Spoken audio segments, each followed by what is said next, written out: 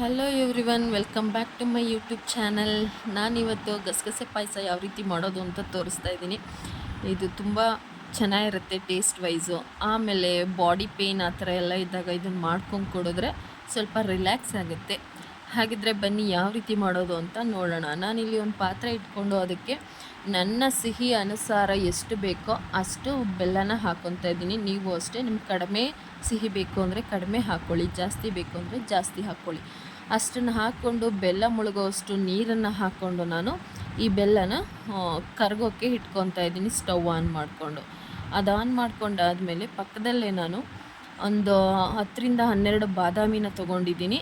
ಆ ಬಾದಾಮಿ ಜೊತೆ ಒಂದು 5ರಿಂದ 6 ಸಾಕಾಗುತ್ತೆ ಗೋಡಂಬಿ.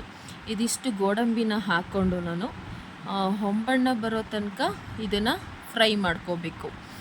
ಇದಾದಮೇಲೆ ನಾವು ಗಸಗಸೆನ ಆ್ಯಡ್ ಮಾಡ್ಕೋಬೇಕಾಗುತ್ತೆ. ಯಾಕಂದರೆ ಇದಕ್ಕಿಂತ ಮೊದಲೇ ನಾವು ಗಸಗಸೆನ ಆ್ಯಡ್ ಮಾಡಿಕೊಂಡ್ರೆ ಅದು ಸೀದೋಗುತ್ತೆ. ಹಂಗಾಗಿ ಗೋಡಂಬಿ ಮತ್ತು ಬಾದಾಮಿ ಸ್ವಲ್ಪ ಫ್ರೈ ಆದಮೇಲೆ 3 ಟೇಬಲ್ ಸ್ಪೂನ್ ಆಗೋಷ್ಟು ಗಸಗಸೆನ ತೊಗೊತಾ ಇದ್ದೀನಿ ನಾನಿಲ್ಲಿ.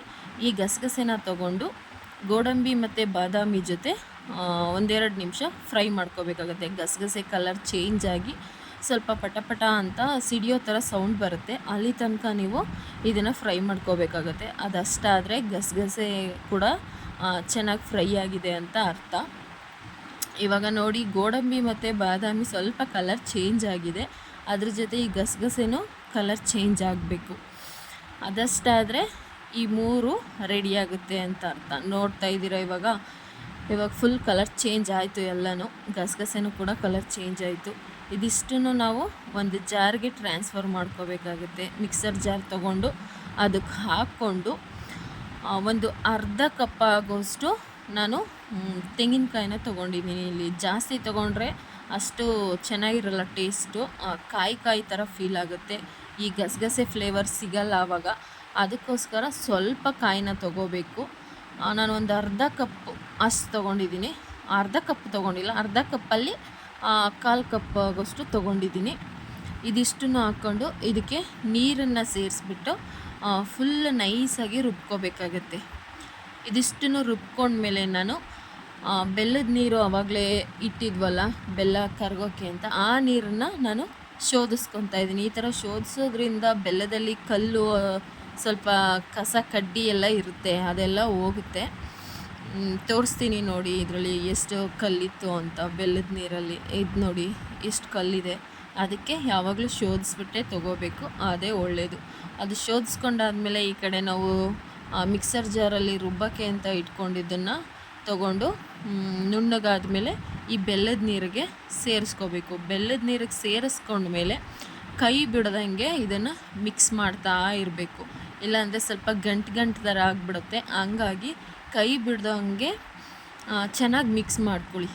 ಇದಕ್ಕೆ ಹಾಲನ್ನು ಕೂಡ ನಾವು ಸೇರಿಸ್ಕೊಂಡು ಮಾಡ್ಕೋಬಹುದು, ಆದರೆ ನಾನು ಹಾಲೇನೂ ಸೇರಿಸ್ತಾ ಇಲ್ಲ ಇದಕ್ಕೆ. ಹಂಗೇ ಮಾಡ್ಕೊತಾ ಇದ್ದೀನಿ ಬರೀ ಬೆಲ್ಲದ ನೀರಲ್ಲೇ. ಇದು 1-2 ಕುದಿ ಬಂದ ಮೇಲೆ ನೀವು ಹಾಲನ್ನು ಸೇರಿಸ್ಕೋಬೋದು. ಅದು ಟೇಸ್ಟ್ ಚೆನ್ನಾಗಿರುತ್ತೆ, ಇದೂ ಚೆನ್ನಾಗಿರುತ್ತೆ. ನಿಮ್ಗೆ ಯಾವುದು ಬೇಕು ಅನಿಸುತ್ತೋ ಇದೆರಡರಲ್ಲಿ ಅದನ್ನು ಮಾಡ್ಕೋಬೋದು. ಈ ರೀತಿ ಚೆನ್ನಾಗಿ ಕುದೀತಾ ಇದೆ. ನಾನಿವಾಗ ಏಲಕ್ಕಿ ಪುಡಿನ ಇದಕ್ಕೆ ಸೇರಿಸ್ತಾ ಇದ್ದೀನಿ. ರುಬ್ಬಕ್ಕೂ ಸಹ ಏಲಕ್ಕಿ ಪುಡಿನ ಸೇರಿಸ್ಕೋಬೋದು. ನಾನು ಮನೇಲೇ ಪುಡಿ ಮಾಡಿದ್ದಿತ್ತು ಅಂತ ಈ ಟೈಮಲ್ಲಿ ಸೇರಿಸ್ಕೋತಾ ಇದ್ದೀನಿ. ರುಬ್ಬಕ್ಕೇನೂ ಸೇರಿಸಿರಲಿಲ್ಲ. ಈ ನೊರೆ ಎಲ್ಲ ಕಮ್ಮಿ ಆಗಿ ಫುಲ್ಲು ಪಾಯಸ ಬೇರೆ ಕಲರ್ ಥರ ಕಾಣಿಸ್ತಾ ಇರುತ್ತೆ. ಅಲ್ಲಿ ತನಕ ನಾವು ಇದನ್ನು ಕುದಿಸ್ಕೋಬೇಕು. ಒಂದು 3 to 4 ಮಿನಿಟ್ಸ್ ಸಾಕು. ಈ ನೊರೆ ಎಲ್ಲ ಮಾಯ ಆಗುತ್ತೆ. ಅದಷ್ಟು ಮಾಯ ಆದರೆ ಮುಗೀತು. ನೋಡಿ, ಇವಾಗ ಈ ರೀತಿ ಆಗಿರಬೇಕು. ನೊರೆ ಎಲ್ಲ ಕುದ್ದು ಈ ಥರ ಆಗಿರುತ್ತೆ. ಇದಷ್ಟಾದರೆ ನಮ್ಮ ಗಸಗಸೆ ಪಾಯಸ ರೆಡಿ ಆಗುತ್ತೆ. ಇದನ್ನು ಒಂದು ಸರ್ವಿಂಗ್ ಬೌಲ್ಗೆ ಹಾಕ್ಕೊಂಡು ಮನೇಲಿ ಎಲ್ರಿಗೂ ಕೊಡಿ. Thank you for watching. Bye.